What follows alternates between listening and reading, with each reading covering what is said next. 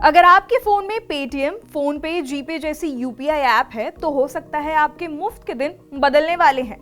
Media में आई खबरों के मुताबिक सरकार यूपीआई पर चार्ज लगाने की तैयारी कर रही है। दरअसल यूपीआई सुविधाजनक तो है ही, वहीं इसकी लोकप्रियता की सबसे बड़ी वजह डेबिट कार्ड या क्रेडिट कार्ड की तुलना में इसका मुफ्त होना है। तभी तो इन्वेस्टमेंट से लेकर किसी सामान को खरीदने तक आज की तारीख में पैसों का डिजिटल लेन देन करना हो तो सबसे पहले लोगों के जहन में यूपीआई पेमेंट्स ही आता है। छुट्टे पैसे की समस्या से लेकर रेहड़ी पटरी गांव देहातों तक यूपीआई ने पेमेंट्स को आसान बनाया है। यूपीआई डिजिटल इंडिया का ये सबसे चमकता सितारा है। अब सवाल उठता है, अगर ऐसा हुआ तो क्या आप इन ऐप्स का इस्तेमाल बंद कर देंगे?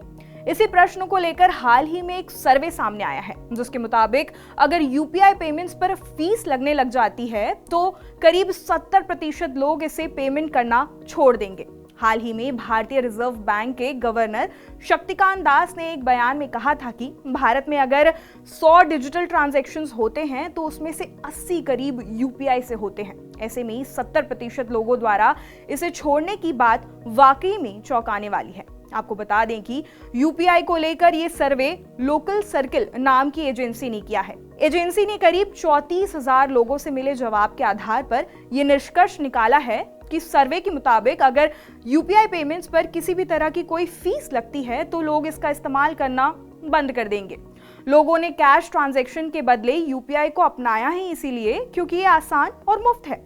अब आपको बता दें कि यूपीआई पर फीस लगाने की बात आई कहां से है। यूपीआई पेमेंट पर फीस लगाने की मांग यूं तो लंबे समय से की जा रही है। यूपीआई पेमेंट्स की सर्विस देने वाली कई फिनटेक कंपनियां जैसे कि पेटीएम, गूगल पे और फोन पे चाहती है कि RBI, national payment corporation of India यानी कि एनपीसीआई और सरकार यूपीआई पेमेंट्स को एमडीआर यानी कि मर्चेंट डिस्काउंट रेट के दायरे में लाए।